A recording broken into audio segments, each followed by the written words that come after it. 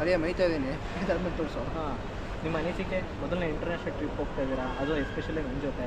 ಹಾಂ, ಇವರೇ ನಮ್ಮ ಕಮಾಂಡರ್ ಕಂಟ್ರಿ. ಹೇಳಿದ್ರೆ ಬೇಗ ನಿಮ್ಗೆ ಹಿಡಿದ್ಬಿಟ್ಟು ಮಾತಾಡ್ತೀನಿ. ಇಲ್ಲಿ ಹೇಳಿ, ನೀವು ಹೇಳಿದ್ರೇ ಚಂದ. ಹೆಂಗಿದ್ರೆ ಸರಿ ಬೇರೆ ಕರ್ಕೊಂಡು ಹೋಗ್ತಾರೆ ಒಂದು ರೌಂಡ್ ಬೇಕಾದ್ರೆ ಹೇಳಿದ್ರೆ ಹೇಳೋಣ ಅಂದ್ಕೊಂಡೆ. ನೋಡಿ ಫ್ರೆಂಡ್ಸ್, ಇದೆ ನಮ್ಮ ಗಾಡಿ.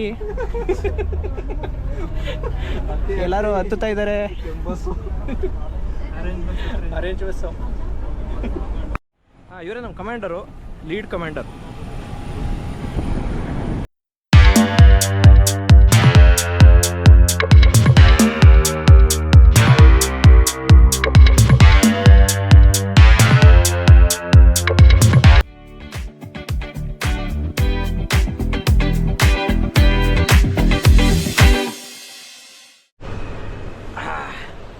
ಹಾಂ, ಬಸ್ ಅದೇ ಮೈತಾ ಇದ್ದೀನಿ ಅದಾದ್ಮೇಲೆ ತೋರಿಸು. ಹಾಂ, ನಿಮ್ಮ ಅನಿಸಿಕೆ ಮೊದಲನೇ ಇಂಟರ್ನ್ಯಾಷನಲ್ ಟ್ರಿಪ್ ಹೋಗ್ತಾ ಇದ್ದೀರಾ, ಅದು ಎಸ್ಪೆಷಲಿ ನನ್ನ ಜೊತೆ. ಹಾಂ, ಹೇಗೆ ಅನಿಸ್ತಾ ಇದೆ ನಿಮಗೆ? ನಮಸ್ಕಾರ, ನಾವು ನಮ್ಮ ಜೊತೆ ಅಂತ ಮಾತಾಡಿ.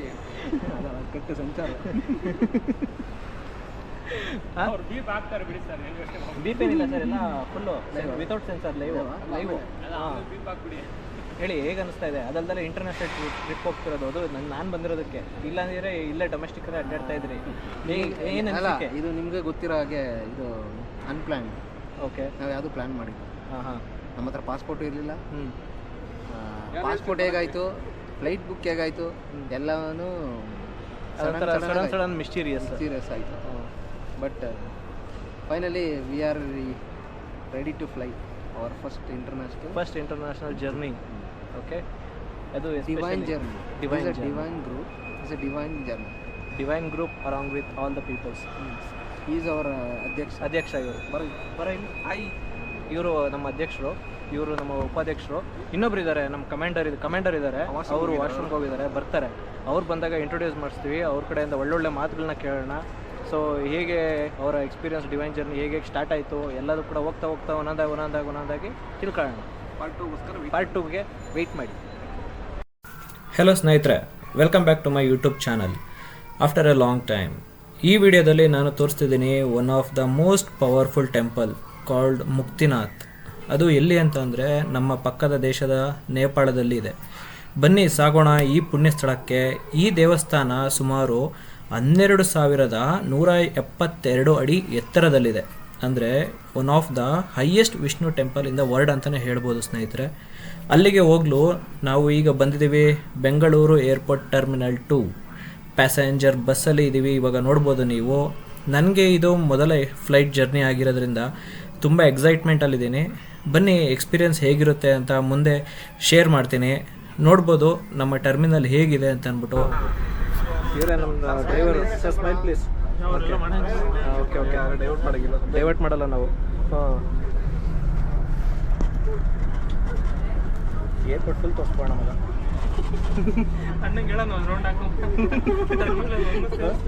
ಟರ್ಮಿನಲ್ 1, 2, 3, 4 ಎಲ್ಲ ಒಂದು ರೌಂಡು ಸರಿಗೆ ಹೇಳೋಣ. ಸರ್ ಕರ್ಕೊಂಡು ಹೋಗ್ತೀರಲ್ವಾ? ಅಡಿಯಲ್ಲ ಇಳ್ಕೊಂಡು ಹೋಗಿ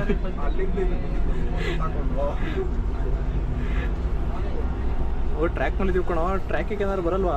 ಮುಂದೆ ಬಂದ್ಬಿಟ್ರೆ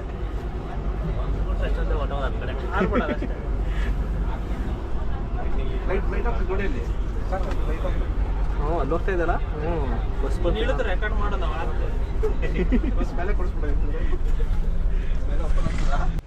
ಇವರೇ ನಮ್ಮ ಕಮಾಂಡರ್ ಕಂಟ್ರಿ. ಹೇಳಿದ್ರೆ ಬೇಗ ನಿಮ್ಗೆ ಹಿಡಿದ್ಬಿಟ್ಟು ಮಾತಾಡ್ತೀನಿ. ಇಲ್ಲಿ ಹೇಳಿ, ನೀವು ಹೇಳಿದ್ರೇ ಚಂದ. ಹೆಂಗಿದ್ರೆ ಸರಿ ಬೇರೆ ಕರ್ಕೊಂಡು ಹೋಗ್ತಾರೆ ಒಂದು ರೌಂಡ್ ಬೇಕಾದ್ರೆ ಹೇಳಿದ್ರೆ ಹೇಳೋಣ ಅಂದ್ಕೊಂಡೆ. ಬೇಡ. ಓಕೆ, ರೋಹಿತಿಗೆ ಒಂದು ರೌಂಡ್ ಫುಲ್ ತೋರಿಸೋಣ ಅಂತ. ಏನು ಏರ್ಪೋರ್ಟ್ನ ಆಗಲ್ಲ ಇವಾಗ ತೋರಿಸಿ ಸರ್. ಅಣ್ಣ ಯಾವಾಗ ಹಿಡಿದು ಹೋಗ್ತಾರೆ ಅಂತ ಕಾಯ್ತಾರೆ. ನೋಡೋಕ್ಕಾಗ್ತಿಲ್ಲ ನಮಗೆ. ನೋಡಿ ಫ್ರೆಂಡ್ಸ್, ಇದೆ ನಮ್ಮ ಗಾಡಿ. ಎಲ್ಲರೂ ಹತ್ತುತ್ತಾ ಇದ್ದಾರೆ. Bus arrange bus. ಹಾಂ, ಇವರೇ ನಮ್ಮ ಕಮಾಂಡರು, ಲೀಡ್ ಕಮಾಂಡರ್.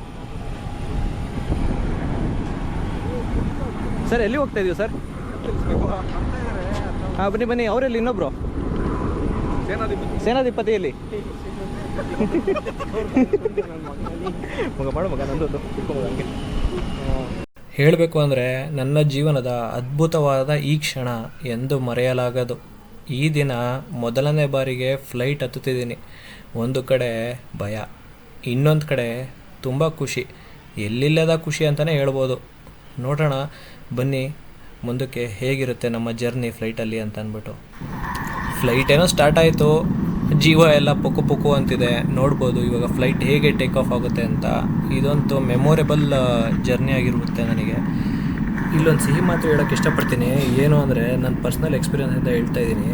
ನಮಗೆ ಮುಂದೆ ಒಂದು ಟೇಬಲ್ ಇರುತ್ತೆ, ಅಲ್ಲಿ ಯಾವುದೇ ಕಾರಣಕ್ಕೂ ಕೂಡ ಫೋನ್ ಮತ್ತು ಇತ್ಯಾದಿ ವಸ್ತುಗಳನ್ನ ಇಡಬೇಡಿ. ಯಾಕೆ ಅಂದರೆ ಕೆಳಗಡೆ ಬಿದ್ದರೆ ತಗೊಳ್ಳೋಕ್ಕೆ ಭಾರಿ ಕಷ್ಟ ಆಗುತ್ತೆ. ಹಾಗೆ ಆಗಿಬಿಡ್ತು ನನಗೆ. ಫೋನ್ ಕೆಳಗೆ ಬಿದ್ದು ತಗೊಳ್ಳೋಕ್ಕೆ ತುಂಬ ಸ್ಟ್ರಗಲ್ ಪಟ್ಟೆ. ಅರೌಂಡ್ 15 to 20 minutes ಸ್ಟ್ರಗಲ್ ಪಟ್ಟಿದ್ದೀನಿ. Finally after the crew member ಸಪೋರ್ಟಿಂದ ನನಗೆ ಫೋನ್ ಸಿಕ್ತು. ಇಲ್ಲ ಅಂದಿದ್ದಿದ್ರೆ ಹಂಗೆ ಡಮಾರ್. ಇವಾಗ ನೋಡ್ತಿರ್ಬೋದು ನೀವು, ಸ್ವರ್ಗ ಕಂಡ್ರೆ ಇದು. ಹಿರಿಯರು ಸುಮ್ಮನೆ ಹೇಳಿಲ್ಲ, ಇಲ್ಲೇ ಸ್ವರ್ಗ ಇಲ್ಲೇ ನರಕ ಅಂತಂದ್ಬಿಟ್ಟು. 100ಕ್ಕೆ 100ರಷ್ಟು ನಿಜ. ನೋಡಿ ಎಷ್ಟು ಚೆನ್ನಾಗಿದೆ ಅಂತಂದ್ಬಿಟ್ಟು 2 ಕಣ್ಣು ಸಾಲದು ನೋಡೋದಕ್ಕೆ. ಸಮುದ್ರ ಥರ ಕಾಣ್ತಾ ಇದೆ ಮೋಡ, ಕಂಪ್ಲೀಟ್ ಹಾಲ್ ನೊರೆ ಥರ ಇದೆ ನೋಡ್ಬೋದು. ಹಾಗೆ ನಿಮಗೆ ಅಲ್ಲಿ ಹಿಮಾಲಯಸ್ ಕಾಣ್ತಾ ಇದೆ ನೋಡಿ ಅಲ್ಲಿ. ಇವಾಗ ಫ್ಲೈಟ್ದು ವಿಂಗ್ಸ್ ಇದೆಯಲ್ಲ, ಸೊ ಆ ವಿಂಗ್ಸ್ ಮೇಲ್ಗಡೆ ನಿಮಗೆ ಕಾಣ್ತಾ ಇರೋದೇ ಕಂಪ್ಲೀಟ್ ಹಿಮಾಲಯಸ್ ಶ್ರೇಣಿ. ಕಂಪ್ಲೀಟ್ ಇದೊಂಥರ ಮೆಮೊರೇಬಲ್ ಜರ್ನಿನೇ ಆಗಿದೆ ನನಗೆ.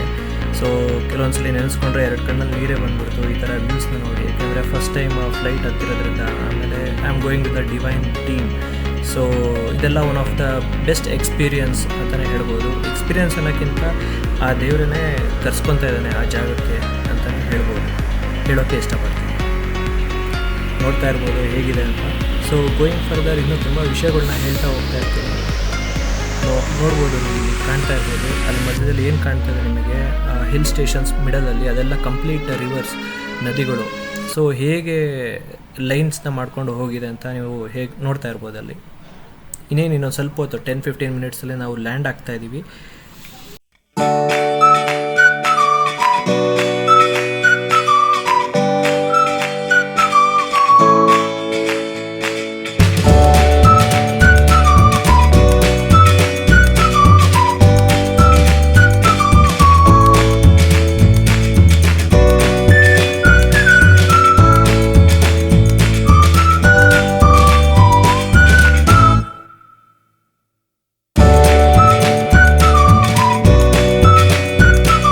ಕೆಲವೇ ಕ್ಷಣಗಳಲ್ಲಿ ಲ್ಯಾಂಡ್ ಆಗ್ತಾ ಇದ್ದೀವಿ. ಫೈನಲಿ ವಿ ಆರ್ ಇನ್ ಕಠ್ಮಂಡು, ನೇಪಾಳ್. ನೋಡ್ಬೋದು ನೀವಲ್ಲಿ ಫ್ಲೈಟ್ ಲ್ಯಾಂಡ್ ಆಗಿದ ತಕ್ಷಣ ರೆಕ್ಕೆಗಳು ಹೇಗೆ ಓಪನ್ ಆಗ್ತಿದ್ದಾವೆ ಅಂತ. ಈ ಟೈಮಲ್ಲಂತೂ ಜೀವವಂತೂ ಬಾಯಿಗೆ ಬಂದುಬಿಟ್ಟಿತ್ತು. ಅಷ್ಟೊಂದು ಫುಲ್ ಭಯ ಆಗಿಬಿಟ್ಟಿತ್ತು 1 ನಿಮಿಷ. ಒಟ್ಟಿನಲ್ಲಿ ಎಲ್ಲ ಜರ್ನಿ ಮಾತ್ರ ತುಂಬ ಸಖತ್ತಾಗಿತ್ತು. ನನ್ನ ಮೊದಲನೆಯ ಫ್ಲೈಟ್ ಜರ್ನಿ ಇದು. ನೀವು ನೋಡ್ತಾ ಇರೋದು ಇವಾಗ ಕಠ್ಮಂಡು ನೇಪಾಳ್ ಏರ್ಪೋರ್ಟ್.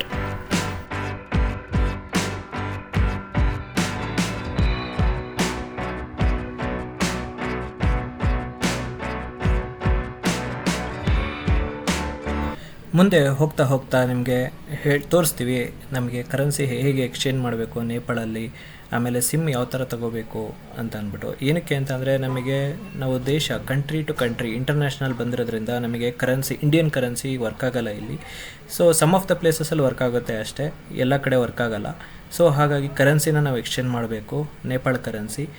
ಹೋಗ್ತಾ ಹೋಗ್ತಾ ತೋರಿಸ್ತೀವಿ ಹೇಗೆ ಎಕ್ಸ್ಚೇಂಜ್ ಮಾಡೋದು ಕರೆನ್ಸಿನ ಅಂತ ಅಂದ್ಬಿಟ್ಟು. ಸೊ ನಮ್ಮ ಇಂಡಿಯನ್ ಕರೆನ್ಸಿಗೂ ಕೂಡ ನೇಪಾಳ ಕರೆನ್ಸಿಗೆ ಏನು ಡಿಫ್ರೆನ್ಸ್ ಇದೆ, ಆಮೇಲೆ ಸಿಮ್ ಯಾವ ಥರ ತೊಗೋಬೇಕು ಅಂತ ಅಂದ್ಬಿಟ್ಟೆಲ್ಲ ತೋರಿಸ್ತೀವಿ.